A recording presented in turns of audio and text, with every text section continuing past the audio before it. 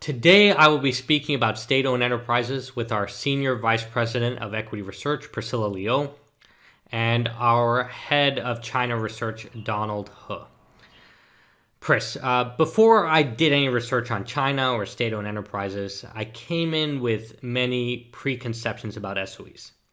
I view them as large, inefficient, highly levered, but with safe and low interest rate debt, not very profitable, and maybe focus more on maintaining high employment than earning high profits.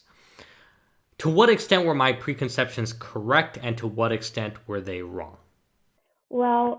Some of these preconceptions, like SOEs are generally larger and cheaper than non-SOEs, are correct, and some are not.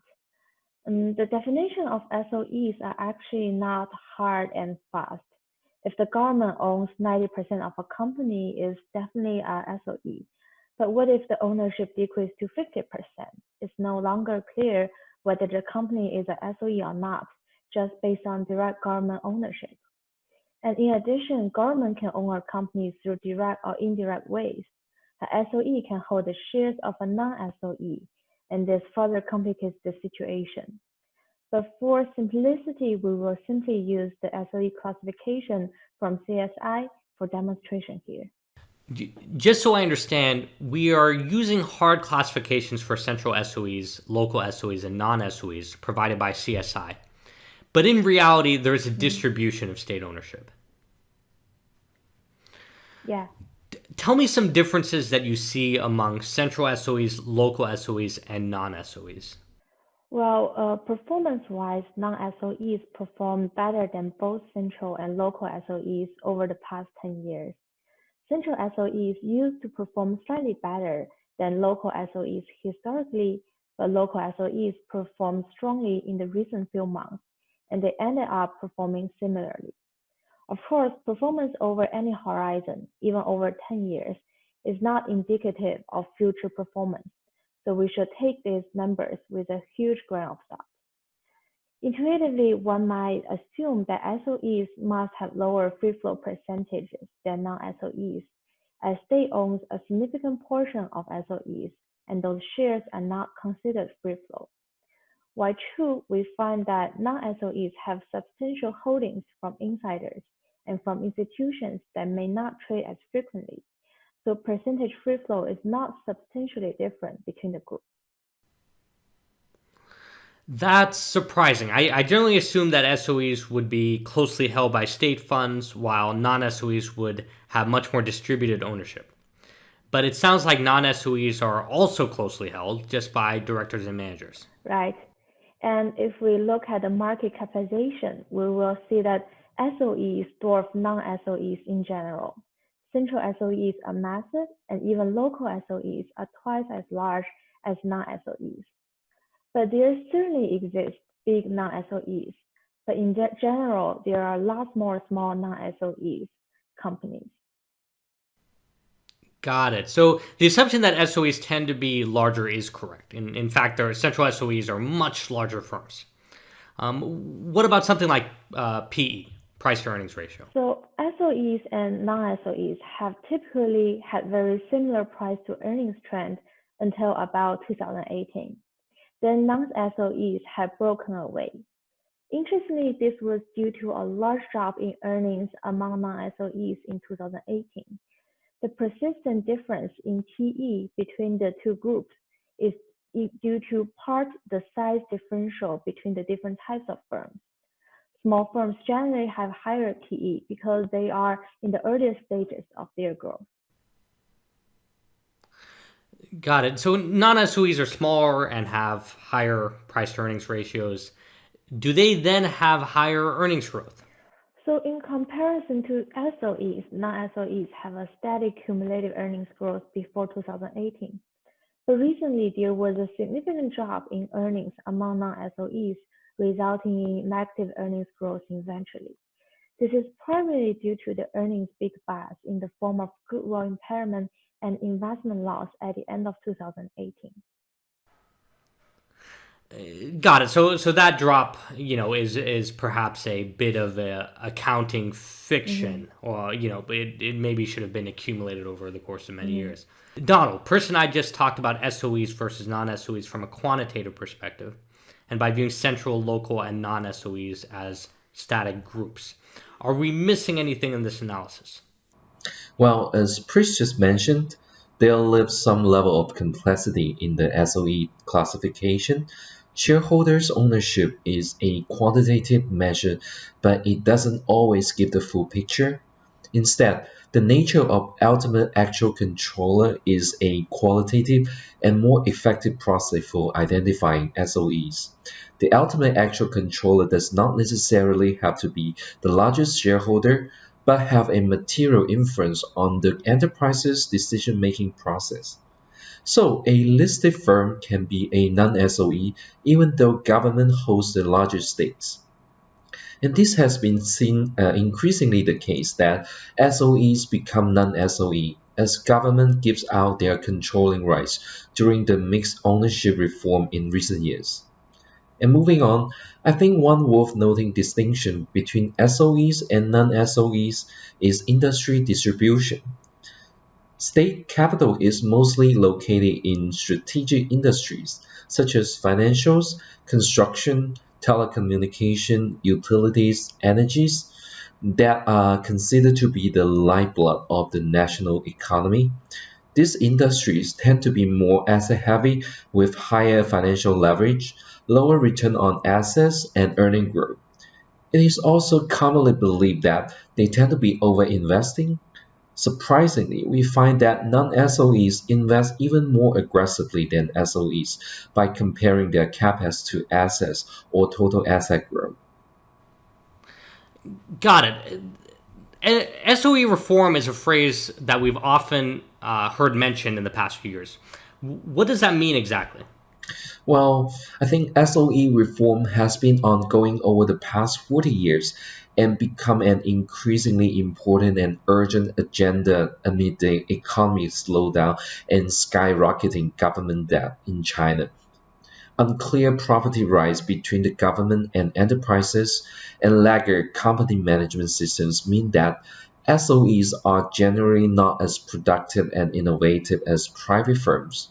As a result, many SOEs suffer from overcapacity, low operating efficiency, and debt. However, SOE reform also faces a lot of pushbacks as it touches the cheese of many. This is particularly the case among the local SOEs. Given the lack of close supervision from central government, local authorities may treat the SOEs as their own pocket and transfer assets back and forth at their will. And CEOs are often found engaging in related party transactions for asset turnover, kickbacks, and embezzlement. This is why President Xi has been fighting against corruption and interest groups since he came into power. Despite all the challenges, I think Beijing is determined to push forward SOE reform. One such example is the mixed ownership reform, as I just mentioned. As government is easing their controlling mandate, it gets to introduce strategic investors for outside supervision instead of appointing government officials to the management and board of directors, more professional managers now gets to be hired and invited to join the board, which is now authorized to make more market-oriented decisions. Understood. Recently, there have been some high-profile SOE defaults. Can you talk a bit about that? I think the recent default is a result of strong economy recovery in China post the COVID-19 pandemic. This might sound counterintuitive, but let me explain why. So prior to the recent high-profile SOE defaults, corporate bond default rate in China actually declined by around 20%, driven by an easy credit policy put into place by Beijing to help businesses manage through their pandemic hit. As numerous economic indicators point to the fact that China's economy is now experiencing a V-shaped recovery, Beijing has now refocused on its deleveraging drive as China's total debt outstanding has now risen to 270% of the GDP, increased from 245% prior to the pandemic. In the old times, bond investing in China is a no-brainer. The majority of corporate bonds are issued by SOEs, which are believed to be backed by government and offered at a more attractive yield than the government bond. The default rate has been low, not because SOEs are profitable enough to repay, but because of its easy access to debt rollovers with implicit government support.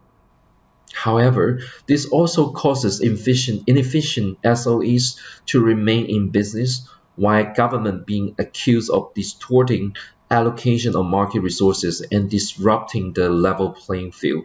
Therefore, I think allowing a controllable level of defaults to occur is a good step forward to demonstrate Chinese government's will to deleverage, to push SOEs to reform more aggressively, and to welcome further financial market liberalizations. And for bond market professionals, despite the free lunch is over, now is the perfect time to showcase your credit research skills as the credit differentiation between good and bad firms start to emerge. Got it. There's a question of corporate governance with SOEs. That is, investors often wonder whether their primary interest is maximizing shareholder value or other things like ensuring full employment or that the state is adequately funded. What are your thoughts on SOE corporate governance?